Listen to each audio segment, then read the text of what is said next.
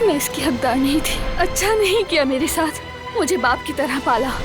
लेकिन आप मुझे अंधेरे में क्यों रख रहे हैं? कौन नहीं चाहेगा कि अपनी जन्म देने वाली माँ को पहचाने? मुझसे ये हक मत छीने। सईद नहीं, अगर जबान खोली और एक लफ्ज भी कहा तो जो कुछ होगा तो उसके जिम्मेदार तुम होगे।